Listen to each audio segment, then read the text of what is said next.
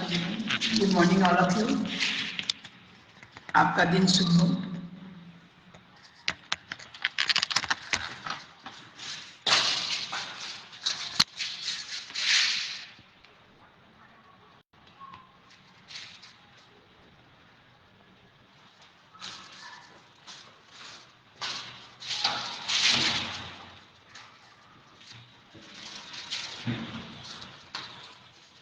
Good morning friends, good morning आप सभी को।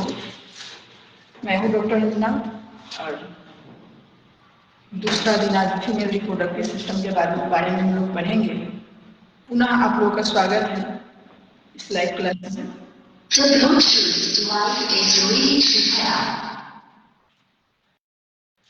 कृपया आप लोग जुड़ जाइए और जल्दी से लाइव शेयर कर दीजिए।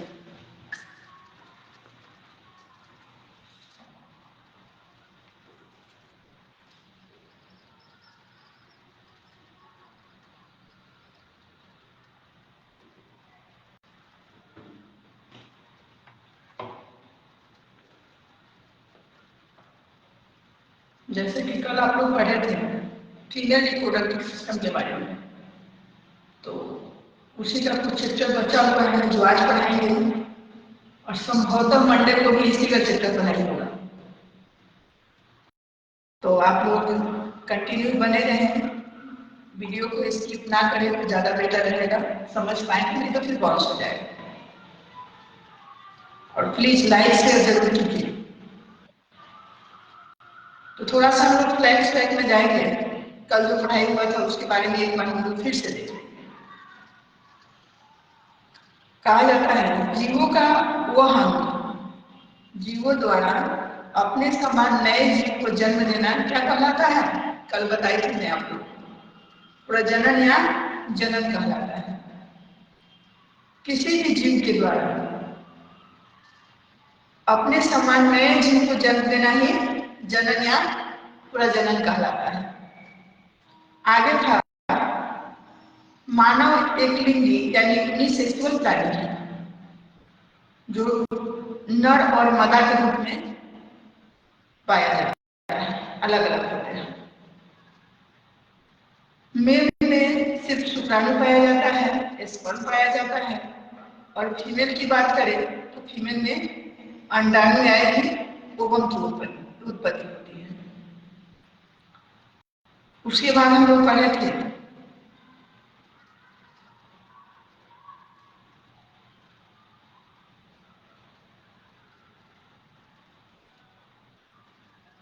दो प्रकार के जंतु होते हैं, एक होते हैं विविपेरस और दूसरा होते हैं ओविपेरस।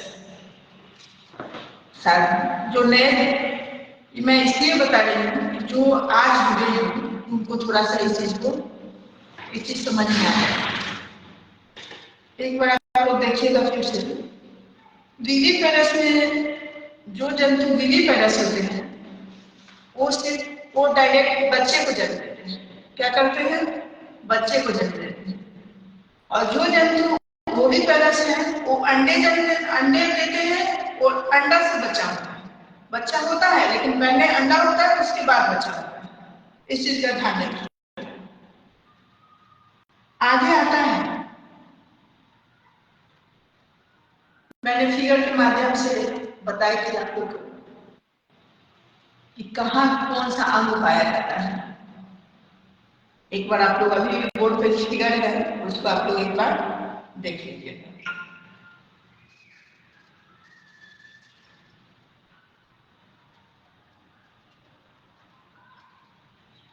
अब आगे हम बढ़ाए थे, मेल में स्पर्म पाया जाता है और फीमेल में ओवम पाया जाता है। दोनों को क्या बोलते हैं? जाइगोट बोलते हैं। युग्मक बात उसको हिंदी में बोले तो हिंदी में युग्मक बोलते हैं और इंग्लिश में इसको जाइगोट बोलते हैं। दोनों को, स्पर्म हो या ओवम हो, दोनों को वही बोलेंगे। दोनों जब एक साथ मिलते हैं तो क्या होता है? निषेचन की प्रक्रिया होती है जो फर्टिलाइजेशन बोला जाता है। उसके बाद वो जाइगोट के रूप में आता है। जाइगोट के बाद युग्मनज होता है, युग्मनज के बाद भ्रूण बनता है, भ्रूण के बाद फीटस बनता है, लेकिन फीटस को भी हम लोग भ्रूण ही बोलते हैं। लास्ट प्रक्रिया उनका होता है कि शिशु में बदल जाते हैं और 9 महीने जब तक वो पेट में रहते हैं शिशु बन के रहते हैं, बाद में शिशु रूप में ही उनका जन्म हो जाता है।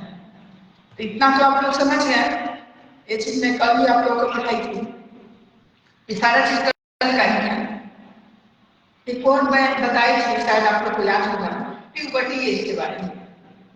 तो प्यूबर्टी एज मेल में शुरू होता है 12 से 14 साल में, और वहीं फीमेल की बात करें तो 10 से 13 साल में शुरू हो जाता है।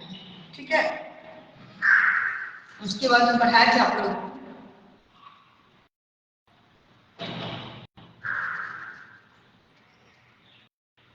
ओवरी यानी अंडाशय के बारे में। अंडाशय में 2 महत्वपूर्ण हार्मोन्स उत्पन्न होते हैं, एस्ट्रोजन और प्रोजेस्टेरोन। इसके बारे में मैं कल बताई थी आपको।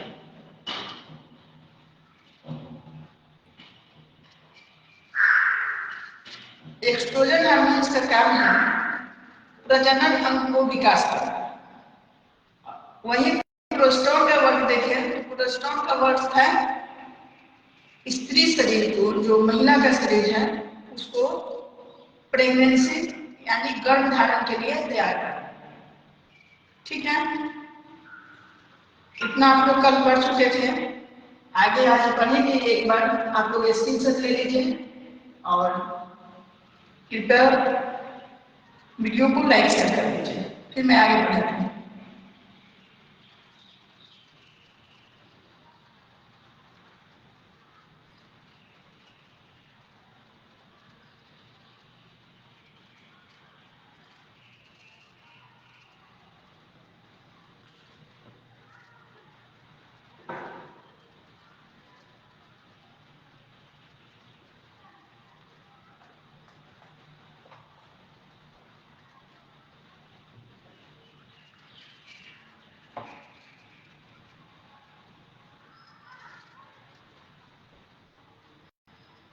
ठीक है, तो चलिए बिना देर किए हुए क्लास को आगे बढ़ाते हैं। आज पढ़ना है हम लोग को अंडवाहिनी यानी फॉलिकुलर ट्यूब। इसके बारे में थोड़ा सा बता देते हैं आप लोग को, बोर्ड पे जगह कम था इसलिए कम लिखा गया और सब चीज लिखने से नहीं होता है। एक बार आप लोग वीडियो को जब देखेंगे अच्छे से बहुत चीज समझ में आएगा। क्या बताए हैं, क्या पढ़ने हैं? अंडवाहिनी यानी फॉलिकुलर ट्यूब। अब समझ लीजिए कि किस प्रकार होता है, इसका क्या काम होता है, थोड़ा सा हम बताएंगे उसके बाद बताएंगे। इसका वर्क है, इसका जो आकृति है वो इस प्रकार है। अंडवाहिनी या फॉलिकुलर नलिका की संख्या 2 होती है। कितना होती है? 2 होती है। मैं कल भी आपको बताई थी कि जैसे मेल में टेस्टिस 2 होते हैं, वैसे ही फीमेल में ओवरी 2 होते हैं।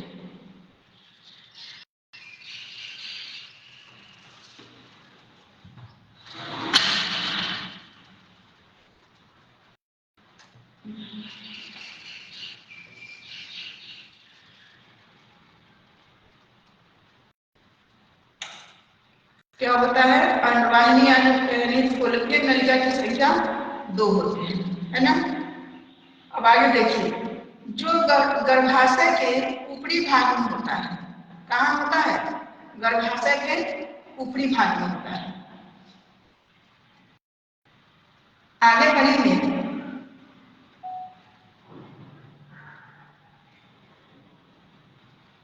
इस नलिका का एक सिरा गर्भाशय से संबंध रखता है और दूसरा सिरा अंडाशय की ओर उंगलियों के समान झालर बनाए रहता है।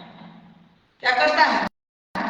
दूसरा सिरा जो है झालर नुमा आकार का होता है। आप जब देखेंगे तो लगेगा कि कोई चीज को पकड़ रहा है, जैसे हम लोग के हाथ में अंगुली होता है, अंगुली को जब टेढ़ा करेंगे ना तो लगेगा कि किसी चीज को हम लोग पकड़ रहे हैं। कोई चीज पकड़ना होता है तो अंगुलियों को टेढ़ा करते हैं, सिकुड़ाते हैं, तब पकड़ाता है।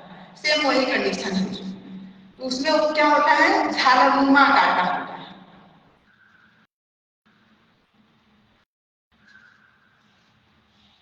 इस रचना को क्या बोलते हैं? फिमड़ी बोलते हैं।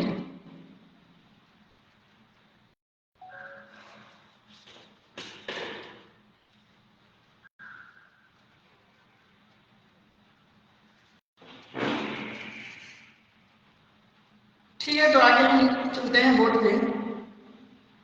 आप लोग ऐसे ही बने रहें।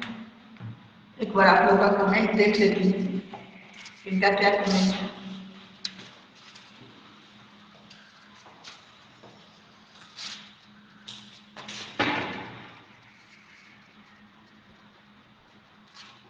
Good morning, good morning Rajesh Kumar ji, good morning आप सभी को। आप लोग ऐसे ही बने रहें।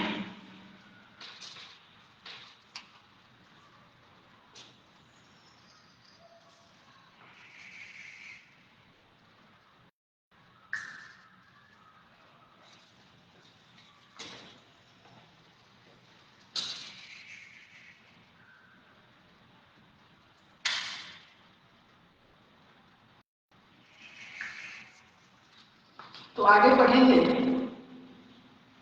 पोलिप्लिकेटिव का कार्य यानी अंडवाहिनी का क्या कार्य है?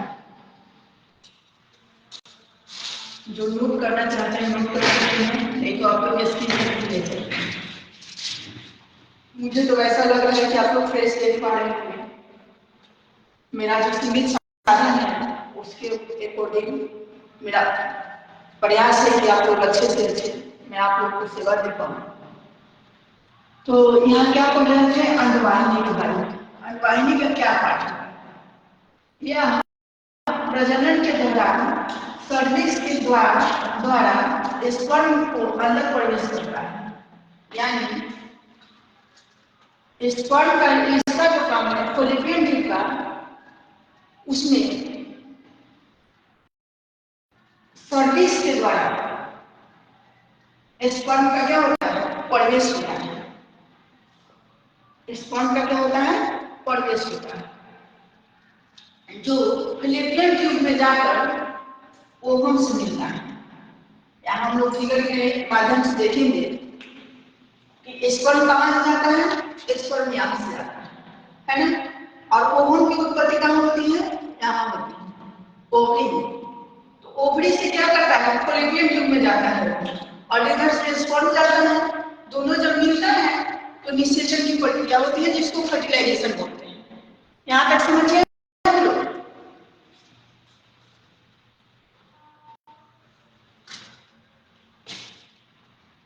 इसको देख लीजिए फिर से एक बार। यह प्रजनन के दौरान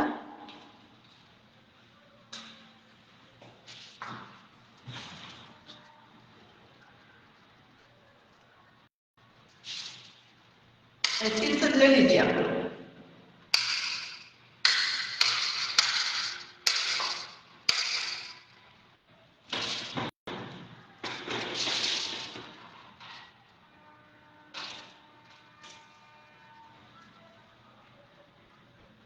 क्या पढ़े हैं?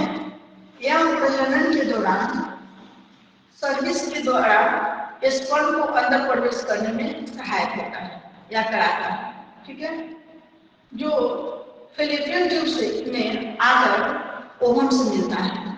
ओवम से मिलने के बाद क्या होता है? फर्टिलाइजेशन यानी निषेचन की प्रक्रिया शुरू होती है और वही जो है बाद में निषेचन के बाद जाइगोट में परिवर्तन हो जाता है। उसके बाद शिशु गर्भ हो जाता है। अर्थात स्तन नाड़ी में स्पर्म और ओवम से मिलने की क्रिया क्या कहलाता है? फर्टिलाइजेशन कहलाता है। यहाँ देखिए क्या, जो भी स्तनधारी जीव है, स्तनधारी जीव में क्या होता है? यहाँ कहता है अर्थात स्तनधारी जीव में स्पर्म और ओवम के मिलने की प्रक्रिया को क्या कहते हैं? फर्टिलाइजेशन यानी निषेचन। फॉलिपियन ट्यूब में मिलता है जब स्तनधारी स्पर्म में स्तनधारी मनुष्य में जंतु में स्पर्म और ओवम की मिलने की प्रक्रिया कहाँ होता है? यहाँ पे क्वेश्चन बनता है। क्वेश्चन क्या होता है आप लोग कभी कभी देखेंगे, क्वेश्चन आएगा कि स्पर्म और ओवम का जो मिलने का प्रक्रिया होता है वो कहाँ होता है, शरीर के किस पार्ट में पाया जाता है, किस अंग में होता है? तो यहाँ इसका जवाब होगा फॉलिक्युलर ट्यूब में, जो यहाँ मैं बताऊंगा। ओवम और स्पर्म का मिलने का क्या होगा? यही होगा, मिलने का जो प्रक्रिया होता है वो कहाँ होता है?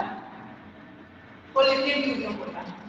फॉलिक्युलर ट्यूब में संपन्न होने के बाद ये फर्टिलाइजेशन या निषेचन कहा जाता है। जब स्पर्म जब दोनों एक साथ मिलता है स्पर्म और ओवम, तो क्या करता है, जब मिलने की प्रक्रिया खत्म हो जाती है तो उस कंडीशन में ही फर्टिलाइजेशन या निषेचन की प्रक्रिया में। ऐसे तो ओवम के साथ मिलके बहुत सारा है, जैसे कि स्पर्म जाते हैं तो उसमें जो इसका संख्या होता है वो लाखों में होता है, लेकिन लाखों पहुंच नहीं पाता। कोई एक ही उसमें उस रन को जीत पाते हैं, कोई एक ही जा पाते हैं, जो फर्टिलाइजेशन यानी निषेचन के बाद जाइगोट में परिवर्तन होते हैं और जाइगोट के बाद वो शिशु में परिवर्तित हो जाते हैं। यहाँ तक आप समझ गए तो एक बार स्क्रीनशॉट ले लीजिए, फिर मैं आगे देखती हूँ।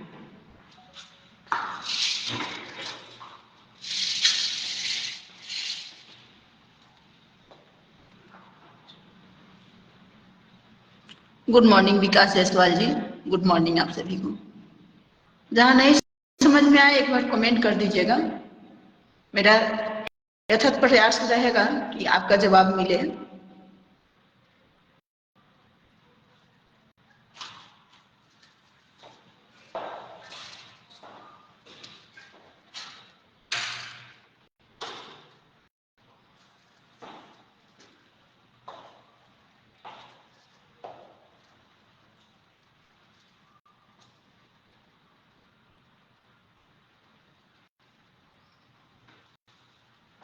आगे पढ़ेंगे यूट्रस का रचना एवं कार्य। यूट्रस का रचना एवं कार्य, यहाँ देखिएगा। यह क्या है? यूट्रस क्या है? यह एक खोखला यानी मतलब खाली बोला जाता है ना, पेशीय जनन क्या है? पेशीय ऊतक का बना होता है, यानी मसल्स का बना होता है। यूट्रस जो है मसल्स का बना होता है। यूट्रस किसी का यूट्रस का ऑपरेशन होगा जो पार्ट्स बाहर निकलता है, देखिए उसमें हड्डी नहीं होता है, वो मसल्स का बना हुआ होता है और झोला टाइप का होता है। यानी यूट्रस एक तरह से बैलून की तरह होता है जो फैल भी सकता है और सिकुड़ भी सकता है। जैसे जैसे बच्ची जो है मेल में नहीं पाया जाता, सिर्फ फीमेल में पाया जाता है। तो जैसे जैसे बच्चे का उम्र बढ़ेगा, बच्ची का उम्र बढ़ेगा, वैसे वो बढ़ता है। और आप लोग देखे होंगे कि आपको मैं पहले ही बताई कि बच्चे का जो जायगोट के बाद जो रहने का प्रक्रिया होता है, वो बुझे कि 9 महीने बच्चा यूट्रस में ही रहता है। तो ऐसा होता है ना कि कभी कभी वो जब 9 महीने के बच्चा होता है तो किसी का बाई चांस कोई ऐसा पेशेंट है जिसका बच्चा 1.5 किलो 2 किलो का रहता है, तो उस कंडीशन में तो क्या बोलते हैं, बच्चा दिख रहा है। लेकिन वही बच्चा 3, 3.5 केजी 4 केजी तक का बच्चा उसी यूट्रस में रहता है। और वही जब बच्चा इशू हो जाता है तो फिर इस यूट्रस का आकृति कहाँ आ जाती है, जहाँ उसका पहले जगह है वहीं पे वो फिर से सीमित हो जाती है। तो इसका यूट्रस जो है एक पेशीय जननांग है, पेशीय ऊतक का मतलब मसल्स का बना होता है, लेकिन वो जो है फैलने और सिकुड़ने का सबसे बड़ा खासियत है यूट्रस में कि वो फैलता भी है और सिकुड़ता भी है, अपने समय अनुसार उसका परिवर्तन होते रहता है। इस चीज को आप लोग हमेशा ध्यान दीजिए, क्योंकि ऐसे तो यूट्रस में सूजन मिलाते हैं हम लोग दवा चलाते हैं, लेकिन जब वही बच्चा रहता है तो वो यूट्रस का वैसा साइज होता है जो 3, 3.5, 4 केजी तक का बच्चा उसी यूट्रस में रहता है। और जब बच्चा वही शुरू हो जाता है तो फिर यूट्रस का जो जगह है, जो आकार है, वो अपने निर्धारित जगह पे, निर्धारित स्थान पे वो सीमित हो जाता है।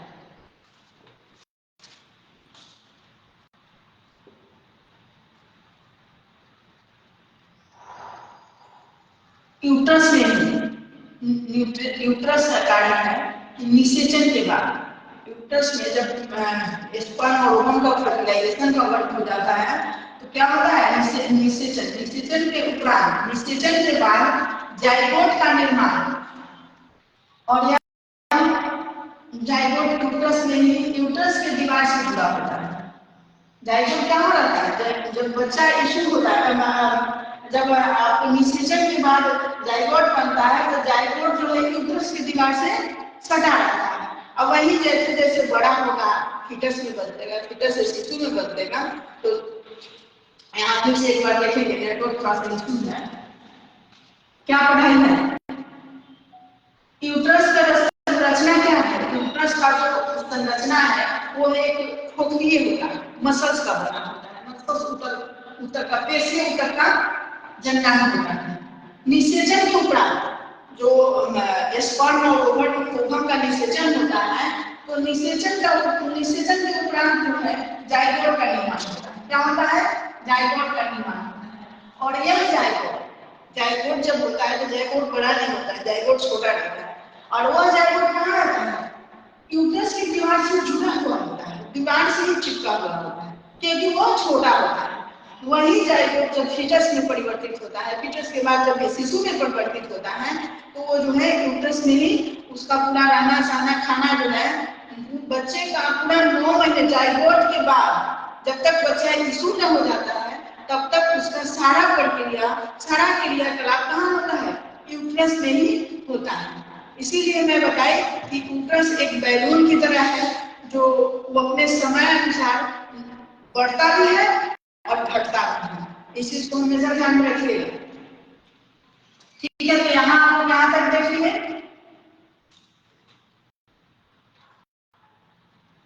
यहाँ मैं पढ़ाई की यूट्रस नहीं बच्चों का बता रहा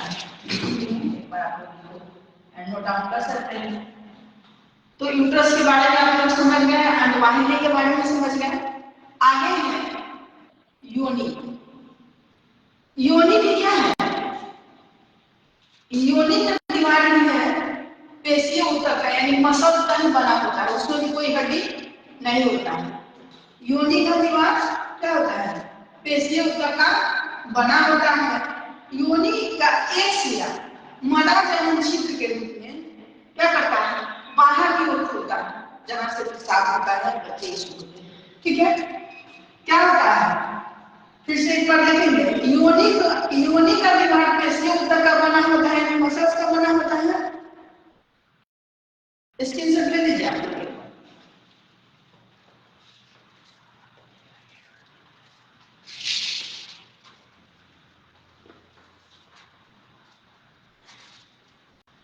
नहीं आप लोग स्क्रीन शॉट देखिए एक बार।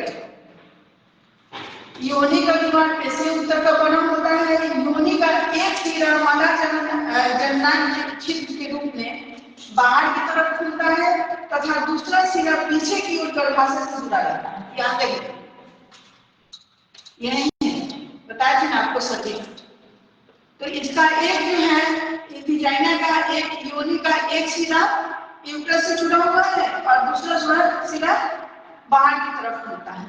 यहाँ तक आप लोग समझ गए। अब देखिए, योनि के मुख पर जो है एक पतली झीलाकार पर्दा टाइप का होता है, उसको क्या बोलते हैं? हाइमन कहते हैं। एक क्वेश्चन आप लोग को आ सकता है, ध्यान में रखिएगा। पतला झिल्ली को क्या बोलते हैं? हाइमन बोलते हैं, है ना। इसका बहुत सारा रीजन होता है टूटने का, लेकिन मतलब अब तो डेवलपमेंट के हिसाब से सोचने के लिए लोग कुछ भी सोच सकता है। इसके टूटने का ये होता है कि लैंगिक संपर्क से भी टूट सकता है। तो ये बहुत कम चीजों में पाया जाता है। पहले लोग था कि मेहनत कम करता था, इस तरह के एक्सरसाइज वगैरह का पहले कोई बहुत ज्यादा चर्चा नहीं था। लेकिन अभी क्या है कि घर में कोई काम करे ना करे, लेकिन बाहर में एक्सरसाइज जरूर करेगा। आपको बुरा नहीं मानिएगा, वैसा होता है ना। तो पतला झिल्ली जो होता है हाइमन, उसके टूटने का 2-3 रीजन होते हैं। ऐसा नहीं है कि वो मतलब इससे ही टूटे। इसका टूटने का कारण होता है शारीरिक परिश्रम। अगर शरीर से मेहनत भी ज्यादा हम लोग कर रहे हैं, कोई भी महिला लड़कियों में पाया जाता है। महिला मतलब जो 15 साल 16 साल की उम्र की लड़की है उनमें ये हाइमन पाया जाता है ना। तो हाइमन टूटने का, जो झिल्ली टूटने का 2-3 कारण है। पहला अगर हम लोग देखें तो ऐसे तो रीजन बहुत सारे हैं, लेकिन एक जो हम बताएंगे शारीरिक परिश्रम। अगर शरीर से आप मेहनत ज्यादा कर रहे हैं तो उसमें भी झिल्ली टूट जाता है। व्यायाम के दौरान भी टूटता है। अगर कोई घुड़सवारी कर रहा है उसमें भी टूटता है। अगर आप साइकिल ज्यादा चला रहे हैं उसमें भी टूटता है। तो इसके टूटने का बहुत सारा रीजन है, नो डाउट आप लोग इस चीज को समझ गए होंगे और आगे भी बढ़ाएंगे। थोड़ा सा एक बार आप लोग का कमेंट को देख लें।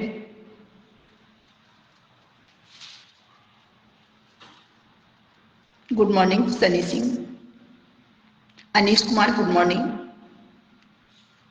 अमित सिंह जी गुड मॉर्निंग आप सभी को, गुड मॉर्निंग। कृपया आप लोग लाइक शेयर जरूर कीजिए, हम लोग का हौसला और बना रहेगा।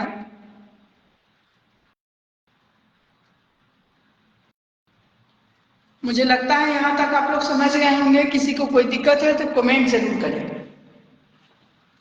मेरा यथक प्रयास रहेगा कि आप लोग को अच्छे से अच्छे समझा पाए, बहुत अच्छे तरीके से बता पाए।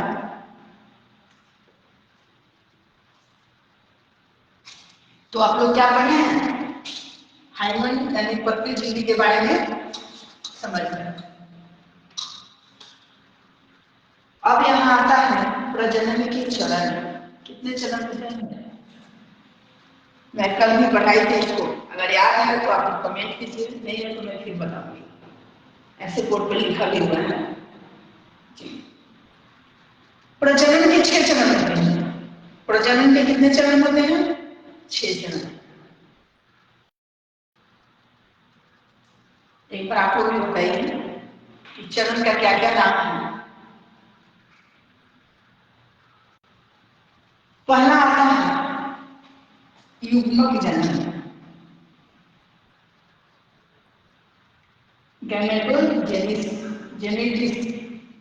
युग्मक जनन। दूसरा होता है वीर्यरोपण, इम्प्लांटेशन। तीसरा होता है निषेचन, फर्टिलाइजेशन। ठीक है, क्या है? पहला युग्मक जनन, दूसरा वीर्यरोपण, तीसरा होता है निषेचन और चौथा होता है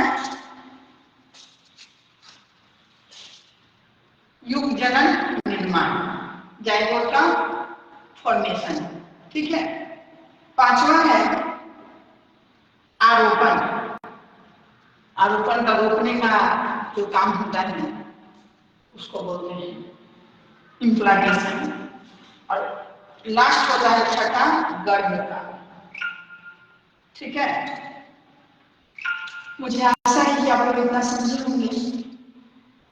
इसके बारे में तो 5-6 चरण के बारे में मैं कल ही समझा दी थी, लेकिन नाम नहीं लिखी थी, इसलिए मैं आज इसको पार्ट बाई पार्ट बता दी हूँ कि प्रजनन के 6 चरण हैं।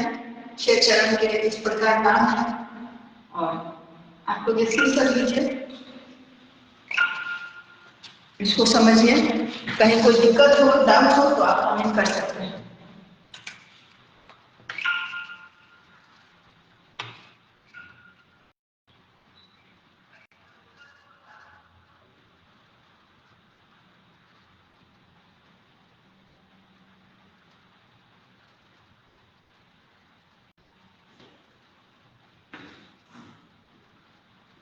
प्रजनन के चरण के बारे में तो आप लोग को बता दिए, लेकिन अब इसके कार्य क्या है, किस चरण में क्या कार्य होता है, इसको आप लोग एक बार देख लीजिए। ऊपर सबसे पहला देखेंगे युग्मक जनन है। युग्मक जनन में होता क्या है? युग्मक कोशिका का निर्माण होता है। युग्मक कोशिका का निर्माण होता है, वहां उसका रोल खत्म। युग्मक जनन में युग्मक कोशिका का निर्माण हो रहा है और उसका रोल वहां खत्म हो जाता है। दूसरा होता है वीर्यरोपण। इसमें क्या होता है? शुक्राणु यानी स्पर्म का नर जनन से मदा जनन यंत्र में पहुंचना। नर जनन तंत्र से मदा जनन तंत्र में पहुंचना क्या कहलाता है वीर्यरोपण। तीसरा है निषेचन। जब स्पर्म और ओवम आपस में मिलते हैं, निषेचन में क्या होता है फर्टिलाइजेशन। निषेचन का प्रक्रिया उसको बोलते हैं जब स्पर्म और ओवम आपस में मिलते हैं, उसे क्या बोलते हैं फर्टिलाइजेशन, यानी निषेचन की प्रक्रिया वहां खत्म हो जाती है। सबसे इंपॉर्टेंट अगर देखा जाए तो चौथा चरण है युग्म जनन निर्माण। यहाँ स्पर्म और ओवम मिलते हैं, ओवम स्पर्म मिलने के बाद निषेचन की प्रक्रिया होती है, और निषेचन की प्रक्रिया में चौथा चरण में क्या होता है कि जायगोट में परिवर्तित हो जाते हैं। निषेचन के बाद जायगोट में जो परिवर्तन होता है उसको हम लोग बोलते हैं युग्मन जनन निर्माण।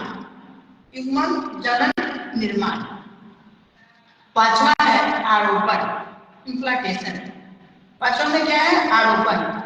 आरोपण प्रजनन का वह चरण है जिसमें भ्रूण गर्भाशय की दीवार के अंदर स्थापित हो जाता है। मैं बोर्ड पे ही पढ़ाई हुआ आपको कि आरोपण की प्रक्रिया में ही जब जायगोट होता है, जब बच्चा जायगोट बनता है उसी समय वो यूट्रस में आ जाता है। यूट्रस में आने के बाद ही वो बनता है ना। तो आरोपण का प्रक्रिया है प्रजनन का वह चरण है। आरोपण प्रजनन का वह चरण है जिसमें भ्रूण गर्भाशय की दीवार से अंततः स्थापित हो जाता है, दीवार में स्थापित हो जाता है। उसको हम लोग क्या बोलते हैं आरोपण, यानी रोपनी। जैसे खेत में बीज लगाते हैं वैसे ही आरोपण का प्रक्रिया। जब प्रजनन का वह चरण है जिसमें भ्रूण गर्भाशय में मतलब डूब जाता है, डूबा जाता है। अगर हम लोग ऐसे समझे तो आरोपण का मतलब हुआ कि स्थापित हो जाता है, उसको हम लोग बोलते हैं आरोपण। पांचवा आता है आपका पांचवा चरण। छठा चरण क्या है गर्भकाल।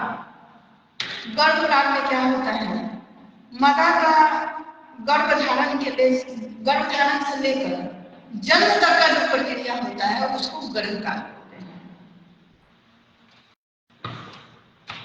तो आशा है आप लोग सभी चरणों के बारे में समझ गए, और प्लीज आप वीडियो को लाइक शेयर जरूर कीजिए। आज के लिए इतना ही, मिलते हैं अगले क्लास में। सोमवार को ही इसी का बचा हुआ चैप्टर पढ़ाई होगा। जय हिंद, जय